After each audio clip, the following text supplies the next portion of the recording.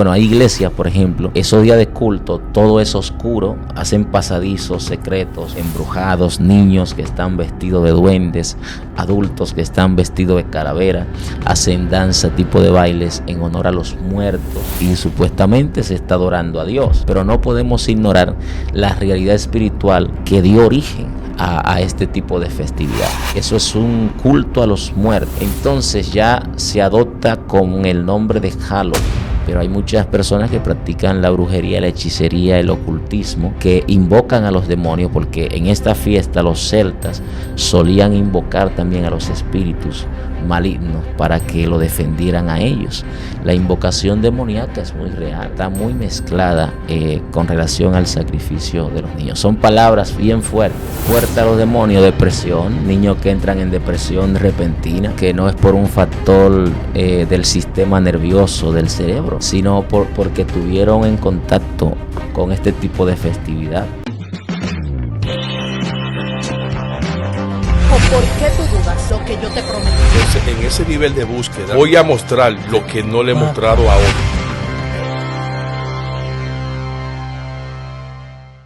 Dios les bendiga, Dios le guarde de una forma muy especial. Bienvenido a su canal Antonio Hernández Oficial Edificado.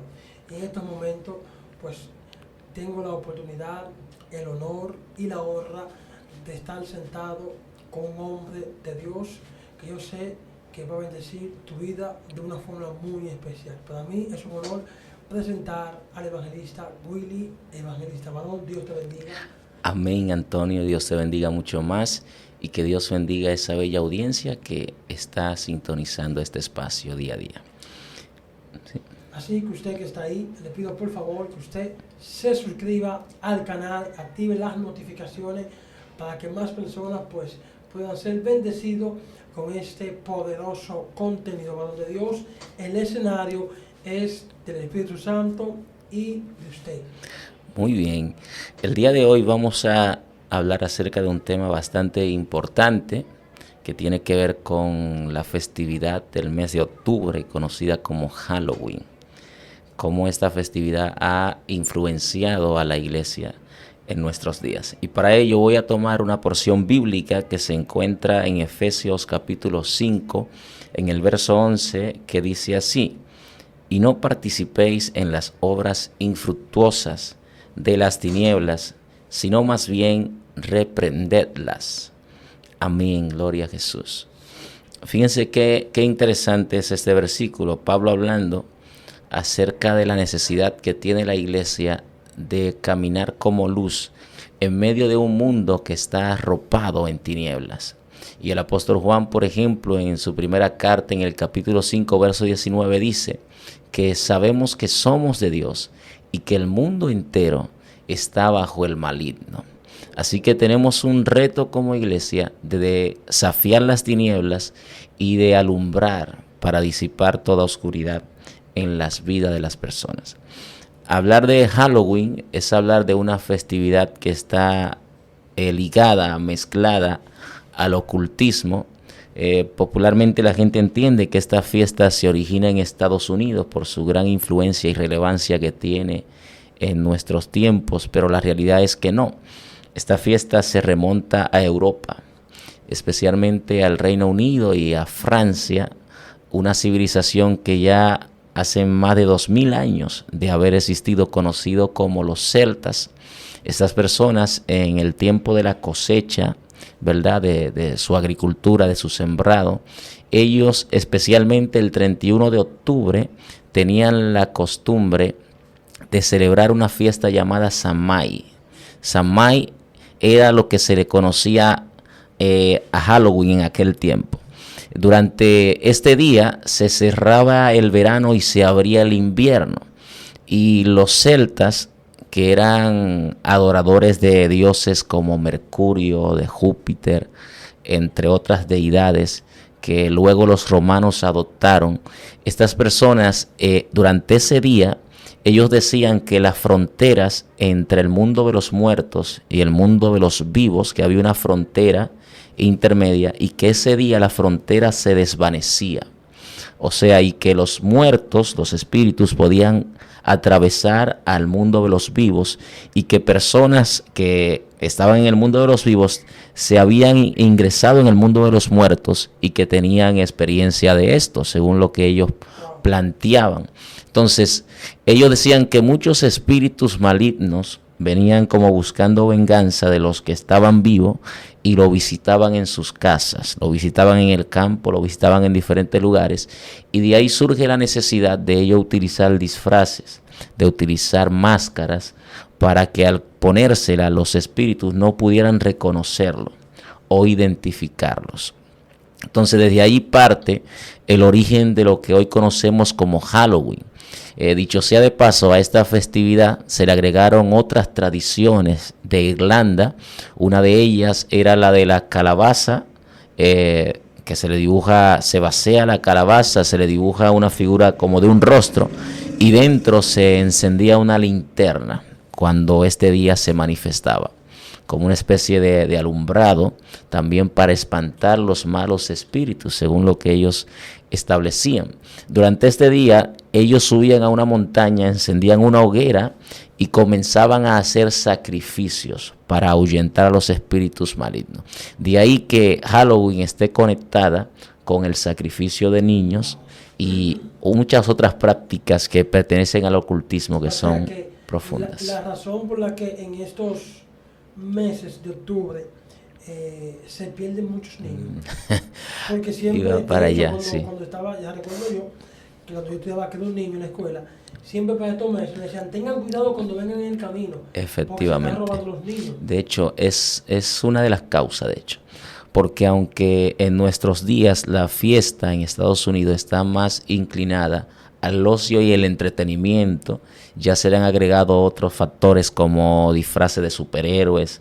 O sea, las personas lo toman más como un hobby en nuestros días, pero no ignoramos la realidad de que aún en nuestros días hay personas muy ligadas al ocultismo que suelen hacer honor y honra a los muertos, a este tipo de festividades. De hecho, lo que lo cogen así como a la ligera son personas que lamentablemente lo hacen por ignorancia, que carecen del conocimiento de lo que en realidad es la práctica de Halloween.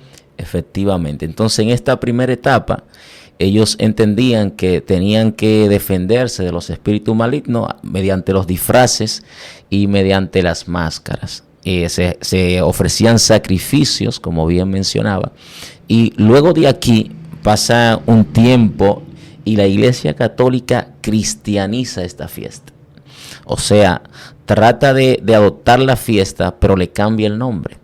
De Samhain, entonces, ellos le llamaban la fiesta de todos los santos y de los mártires. De allí, todas las personas en ese día, especialmente el 1 de noviembre, comenzaban a orar por las almas de los santos que habían muerto. Y la Biblia condena tajantemente esto. O sea, por eso es que a veces en los barrios vemos que en esos días muchas calles la llenan de velas. De velones. Que una foto de un muerto, de aquello. O sea, eso es una especie de influencia también. Una especie de influencia. Y bueno, cabo de año, 9 días, etcétera. Son especies de influencia que dejan este tipo de festividades que han sido cristianizadas. Una festividad pagana totalmente cristianizada por la Iglesia Católica, se le cambia el nombre, pero en origen y en esencia es algo exacto que no cambia y que desagrada totalmente a Dios. Entonces, ¿qué sucede? Que la cristianizaron, se le llama la fiesta de todos los santos y de los mártires, personas que ellos entendían que murieron como héroes de la fe, según su cosmovisión religiosa católica. Ellos pues oraban por el alma de esa persona. Pero la Biblia nos establece a nosotros en Hebreos 9:27 que de la manera que está establecido que el hombre muera una sola vez y después de esto el juicio. O sea, que no hay necesidad después que una persona parte de esta tierra de que se ore por el alma de esa persona, porque ya esa persona no está ni dentro del tiempo ni dentro del espacio, no hay oportunidad. Ahí se enseña entonces una doctrina que está relacionada al purgatorio, que es como una especie de limbo, de de neutralidad, lugar donde, según lo que enseña la cosmovisión católica universal, la persona todavía tiene oportunidad de saltar del purgatorio hacia el paraíso. Y es algo que está calando en el corazón de muchas personas. La misa, por ejemplo, que se hace en honor a los muertos, para intentar sacarlo de allí. Por eso en el periodo de la Reforma protestante, antes de que se ejecutara la Reforma, había un arzobispo muy famoso que él tenía la desfachatez de decir que tan pronto caía la moneda en el cajón donde se recolectaban las ofrendas por el pago del alma del muerto, dice que tan pronto caía la moneda, el alma salía volando del purgatorio hacia el paraíso. Y a través de esta práctica de la venta de indulgencia pudieron construir el Vaticano que hoy conocemos. El caso es que la fiesta entonces entra en una segunda etapa de cristianización. Ahí vemos la iglesia perdiendo su identidad como parte del cuerpo de Cristo a través de una fiesta que es parte de las tinieblas. O sea, en vez de reprender la festividad, la iglesia la adoptó, la acogió y la abrazó. O sea que he visto videos en las redes sociales donde hay iglesias que para ese día sus cultos hasta se disfrazan. Sí, de y hecho. hacen festividad en honor a ese día. Lamentablemente, la iglesia de Cristo en nuestros días ha entendido que para poder generar un impacto en el mundo, tenemos que imitar al mundo, perdiendo nuestra identidad como hijos de Dios, como cristianos. Bueno, hay iglesias, por ejemplo, que esos días de culto, todo es oscuro, hacen pasadizos secretos, embrujados, niños que están vestidos de duendes, adultos que están vestidos de calavera, hacen danza, tipo de bailes en honor a los muertos y supuestamente se está adorando a Dios. Entonces, la expresión cuando eso es confrontado, que sale de ello, es que eso no es nada, que es una manera de alcanzar a los que están perdidos en este tipo de práctica. Pero no podemos ignorar la realidad espiritual que dio origen a este tipo de festividad. Entonces, eso es un culto a los muertos. Y la Biblia condena en Deuteronomio tajantemente el consultar a los muertos. Era algo que Dios lo condenaba tajantemente. Y lamentablemente en nuestros días muchas personas celebran este tipo de fiesta, al igual que el carnaval. Cristianos que llevan a sus hijos a ver el desfile del carnaval, cuando la misma expresión carnaval es carne a Baal, que es un culto a la inmoralidad como tal. Y lo vemos en el carnaval de Brasil, donde las personas en Río de Janeiro salen prácticamente desnudas. Y ese día se practican orgías, se practican inmoralidades que son innombrables delante de nosotros en estos días. El caso es que de esa segunda etapa que tiene la fiesta de llamarse Samhain, a llamarse la festividad de todos los santos y mártires, entonces ya se adopta con el nombre de Halloween. Llega a Estados Unidos y de Estados Unidos se ha expandido por muchas partes del mundo. Incluso naciones poderosas que no tenían esto en un principio la adoptaron. Pero era más por el ocio y el entretenimiento, porque, como decía alguien, el ser humano es amante al susto, que genera placer, aunque a corto plazo. Entonces, vemos que la iglesia no solo afectó a la iglesia católica, sino que también afecta a la iglesia cristiana evangélica en nuestros días, donde muchos pastores han abrazado este tipo de práctica y han perdido el norte.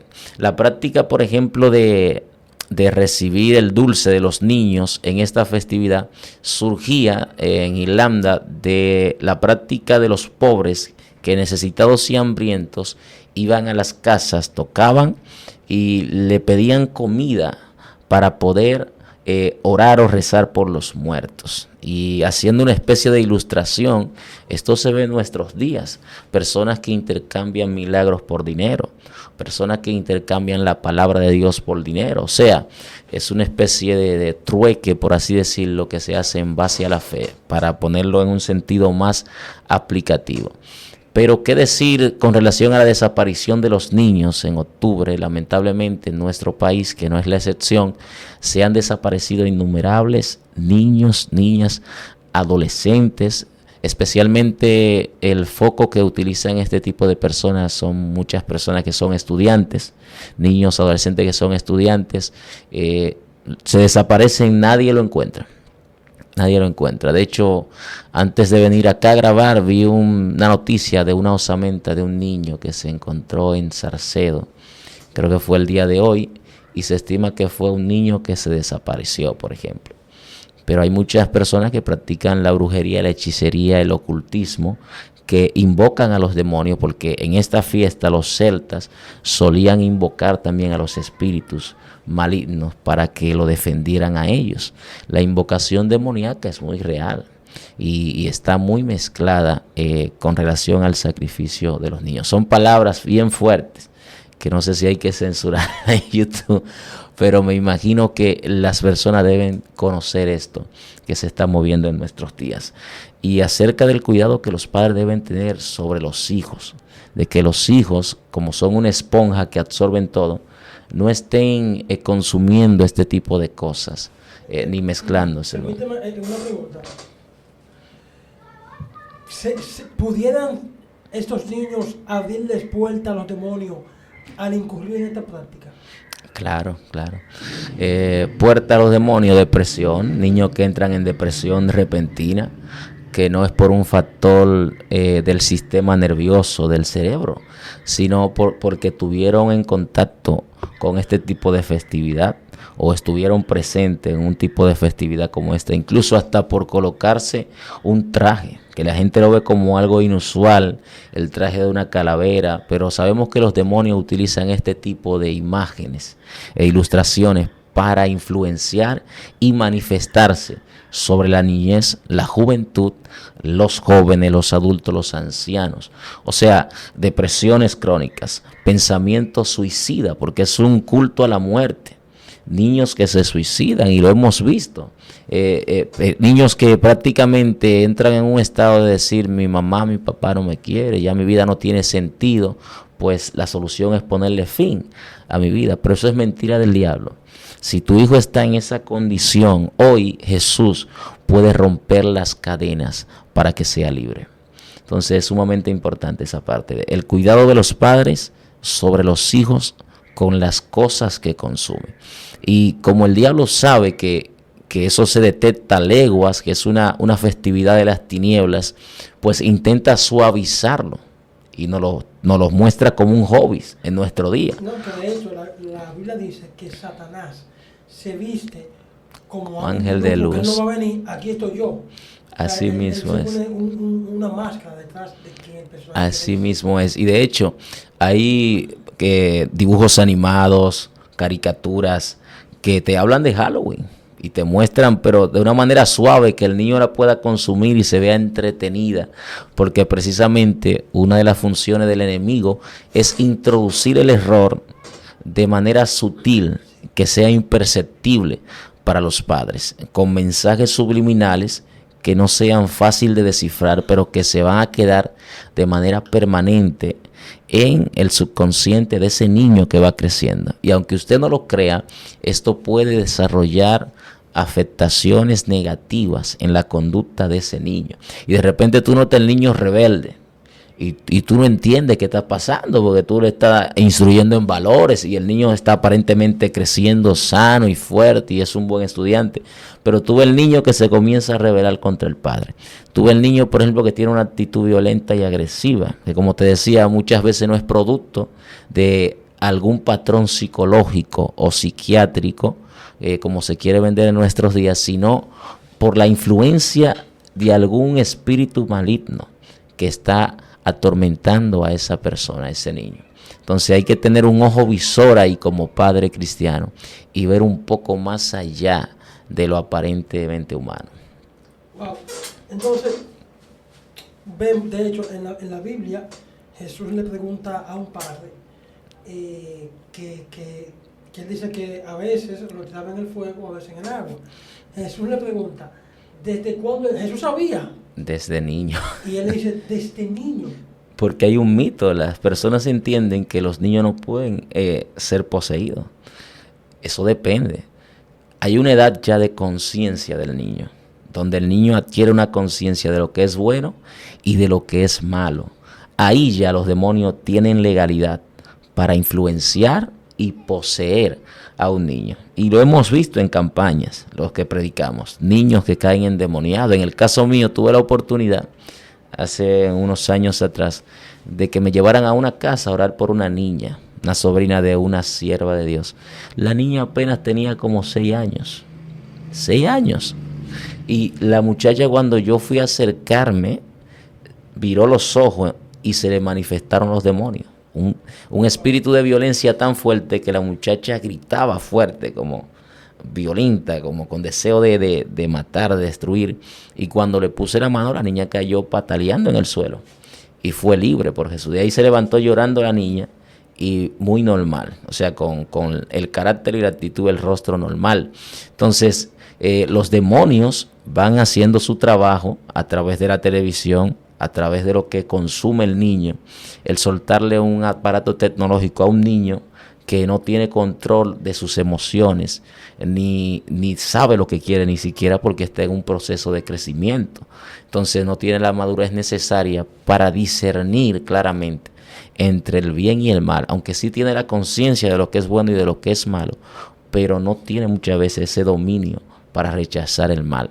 Por lo tanto, es importante que el padre ahí tenga 4 ojos, como decimos en República Dominicana, para que el niño no caiga en este tipo de influencia y posesión. Entonces, en esos días que se celebran estas fiestas, ¿puede ser caso que caiga una mayor influencia de activación demoníaca? De hecho, desde que inicia el mes de octubre, esto ya para creyentes espirituales, ¿verdad?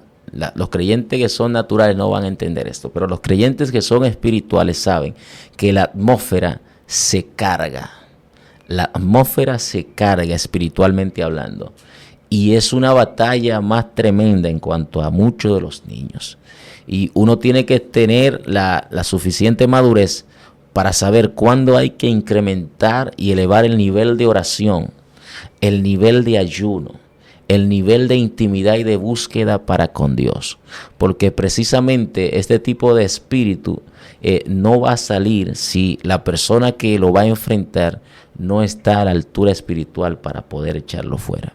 Entonces, para poder contrarrestar esto y tener una cobertura especial sobre los hijos, necesitamos sumergirnos plenamente en el Espíritu Santo.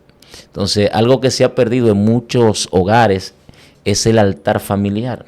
El altar familiar, que es ese culto al inicio del día, ese culto en el momento del almuerzo, ese culto antes de dormir. O sea, ya vivimos en un tiempo donde al amanecer todo el mundo se va a su trabajo y por ahí el niño se va a la escuela, los padres se van al trabajo, nadie ora de manera colectiva y conjunta. En el almuerzo ya nadie come en la mesa.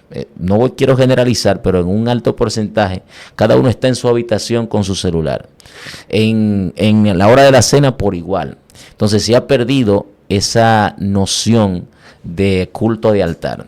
Curiosamente, uno de los grandes pastores de nuestro tiempo, que ya murió, llamado David Jogging Chop, él siempre resaltaba la importancia del culto de altar, o sea, de ese altar familiar, y todos los días en su casa él oraba con toda su familia, y a la hora del almuerzo por igual.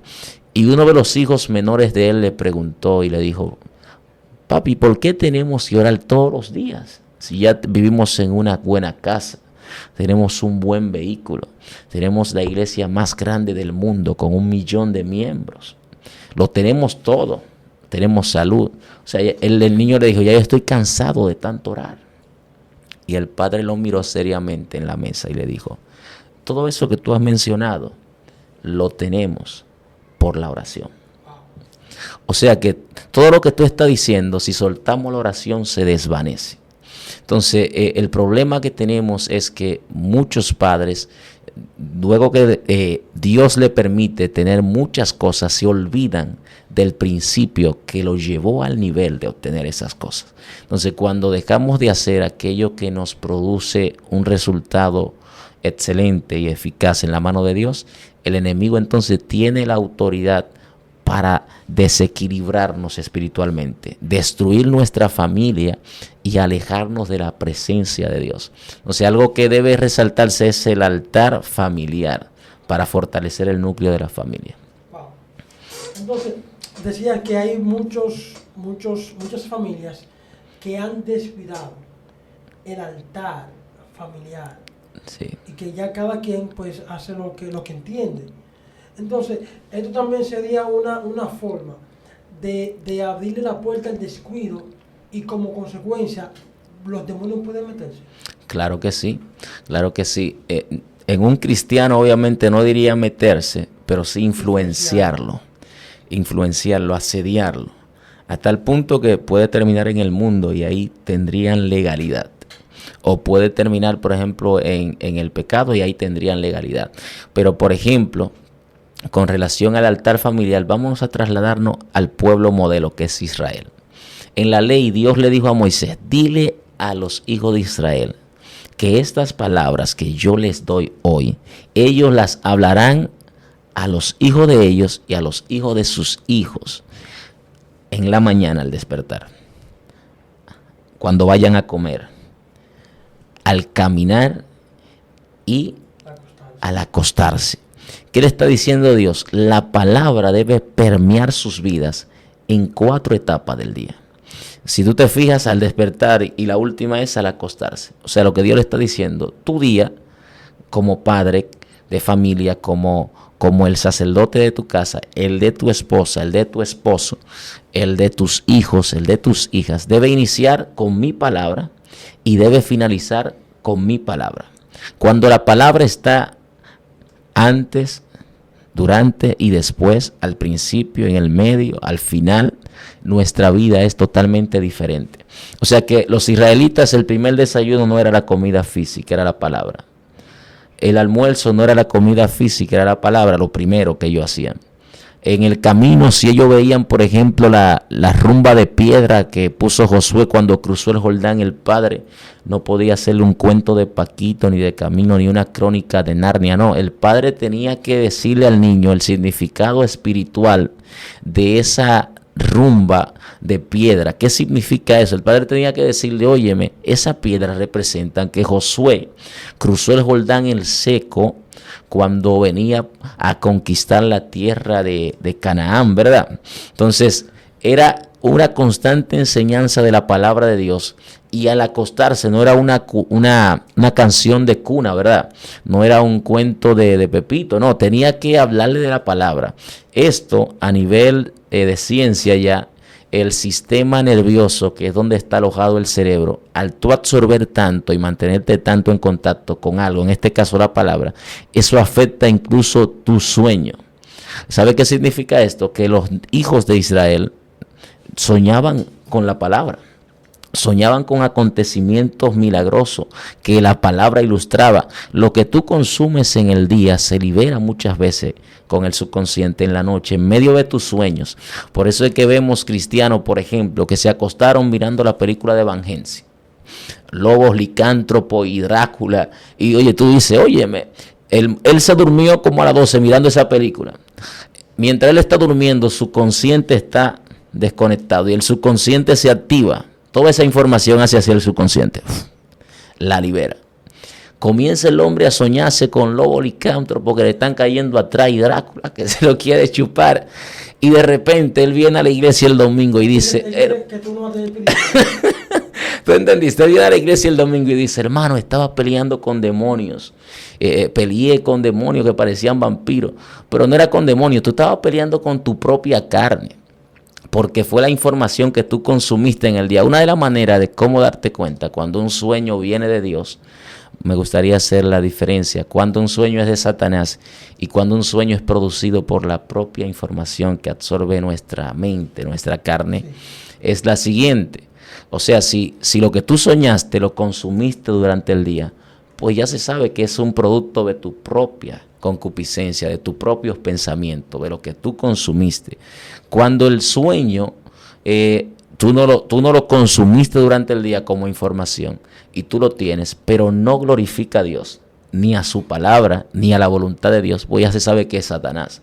Ahora, cuando ese sueño que tú tuviste no lo consumiste, no consumiste información en el día, pero lo tienes, pero el sueño te incentiva a acercarte a Dios, a buscar más a Dios y está en concordancia con su voluntad, pues claramente estamos hablando que es un sueño que viene de Dios. Y que también cuando el sueño viene de Dios tiene algo peculiar y es que despierta una inquietud. Una inquietud. Dentro de ti. Activa tu espíritu. De hecho, tú te levantas y tú no te levantas de que para preocuparte solamente, tú te tiras de rodillas.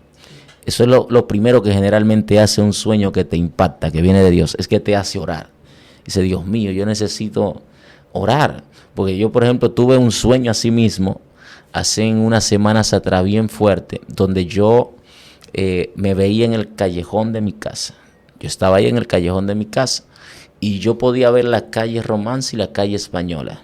O sea, como que el callejón se elevó. Y yo observaba que por la calle Romance venía algo que venía prendiendo en fuego toda la calle junto con las aceras. Luego viene por la calle Española, prende en fuego la calle con las aceras. Luego se va a acercar al callejón y cuando se viene acercando yo digo, Dios mío, guárdame. Y cuando el asunto que está prendiendo todo en fuego se viene acercando a mí, yo vi eso como en cámara lenta así. Era un ángel con las dos alas, prendía en fuego que iba incendiando todo, pero iba sellando gente así, en la frente. Y a mí me hizo así. Y yo me iba a ir para atrás y siguió. Y ahí mismo despierto y lo primero que me vino a la mente fue, perdón, antes de eso, yo me vi en el escenario de la calle Española y había un león intentando atacarme, pero observaba mi frente y retrocedía. Entonces yo despierto ahí en ese momento y comienzo a ver en la Biblia, digo, pero esto es bíblico. Esto es bíblico. Yo digo, Jesús viene, de eso no hay duda, pero Satanás no puede destruir aquello que está marcado por el Dios del cielo. Entonces eso me preocupó tanto que yo me levanté ese día como que no era yo, literalmente, o sea, como cuando uno se levanta como flotando con esa experiencia espiritual, porque las experiencias espirituales te hacen estar consciente de tus propios errores para que avances a un nivel más profundo de espiritualidad. O sea, te incentivan a santificarte mucho más para Dios. Eso es algo muy poderoso. Cuando tú estás así, que fue Dios que te reveló el sueño, tu nivel de sensibilidad aumenta y tú sientes que hasta lo mínimo que tú hagas ofende al Espíritu Santo, ofende a Dios, porque es algo que Dios lo hace para marcarte. Entonces, sumamente poderoso. Tú decías algo hace un momento, que los padres tenían la responsabilidad de enseñarle la ley a los hijos. Pero vemos casos donde el mismo padre no tiene ni el conocimiento, ni tiene la responsabilidad con la palabra como para enseñársela a sus hijos. En ese caso, por ejemplo, supongamos que sea una persona no letrada. Eso es entendible. Pero la Biblia te da la opción de que si tú no sabes leer, dice Apocalipsis que bienaventurados son aquellos que leen y que escuchan la palabra de esta profecía. Un padre, por ejemplo, no letrado, debe ser estratégico. Escuchar la palabra de Dios en audio, la Biblia en audio, memorizarla y hablarle eso a sus hijos, en los mensajes, en las predicaciones. Aunque es verdad que yo no sé leer, pero al escuchar el mensaje y la predicación, algo se va a quedar en mí y eso yo puedo transmitírselo a mis hijos. Ahora, si es un padre que tiene desconocimiento, además de saber leer, entonces ahí estamos hablando claramente de una irresponsabilidad espiritual. Y esas irresponsabilidades espirituales se pagan muy caras en el mundo espiritual, porque Satanás no juega con nadie. O sea, destruye la familia en cuestiones de segundos. O sea, una persona que no tiene la palabra de Dios como baluarte de su familia está propensa a ser destruida. Entonces, ¿cómo podemos cubrirnos contra esos espíritus que se activan en estas fiestas paganas? Sencillamente, estando dentro del marco de la voluntad de Dios, la vida de oración, como siempre, debe estar activa, una vida de ayuno constante, buscar la presencia de Dios. Eso es la clave para que nos mantengamos escondidos con Cristo en Dios y que el enemigo no pueda tocarnos. Wow, o sea, cubrirnos, que la sangre del pacto pues nos cubra y que no haya espíritu dañino que pueda tocarnos. Usted que está ahí, que está conectado, cubra su familia, cubra su hogar, cubra su matrimonio, todo lo que a usted le pertenezca debe de cubrirlo y cerrarle esta puerta a los demonios, porque si usted incurre en celebrar estas fiestas paganas, mañana puede lamentarse. Hay personas, testimonios de personas que le han abierto esta puerta a los demonios y se le ha hecho difícil cerrarla. Han celebrado esta práctica y luego se arrepienten de que no debieron celebrar estas fiestas. De hecho, como es un culto a la muerte, porque eso hace alusión a los espíritus de los muertos, personas que han celebrado este tipo de práctica han visto cómo en su familia se activan maldiciones generacionales. De que uno murió ahorcado este año, el próximo año otro murió ahorcado de la misma familia, el siguiente año otro murió ahorcado. Maldiciones generacionales se activan fuertemente con relación a la muerte, que uno murió de cáncer, el otro murió de cáncer y así sucesivamente. Y esto se activa precisamente porque es un culto a la muerte, este tipo de festividad. Entonces el cristiano que tiene la madurez y el conocimiento necesario no va a participar en este tipo de obras infructuosas de las tinieblas, sino que más bien, como dice la Biblia en Efesios 5:11, la va a reprender. Así que eso era lo que quería decir el día de hoy. Sí, y usted como creyente, métase en ayuno, vigile y haga oración, para que todo espíritu que quiera influenciar, que quiera entrar a su vida, sea deshecho.